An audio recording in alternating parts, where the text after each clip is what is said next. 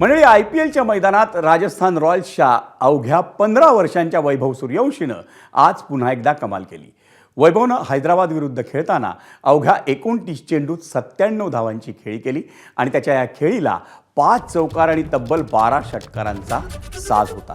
या खेळीदरम्यान वैभवनं क्रिस गेलचा IPLमधला सर्वात जलद शतकाचा विक्रम मोडावा असं सर्वांनाच वाटत होतं, पण प्रफुल्ल हिंगेच्या गोलंदाजीवर तो बाद झाला आणि त्याचं ते संभाव्य विक्रमी शतक अवघ्या 3 धावांनी हुकलं.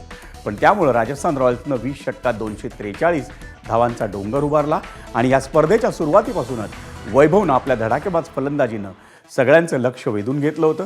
क्रिकेटमधल्या अनेक जाणकारांनी तर वैभवच क्रिस गेलचा विक्रम मोडीत काढेल असं भाकीतही वर्तवलं होतं आणि आजच्या सामन्यात तो विक्रम होता होता राहून गेला. दरम्यान या खेळीमुळं IPLच्या यंदाच्या मोसमात सर्वाधिक धावा करणाऱ्या फलंदाजासाठीची ऑरेंज कॅप सध्या वैभवच्या डोक्यावर आहे. त्यानं आत्तापर्यंत स्पर्धेत 15 सामन्यात 1 शतक आणि 4 अर्धशतकांसह 680 धावा फटकावल्या.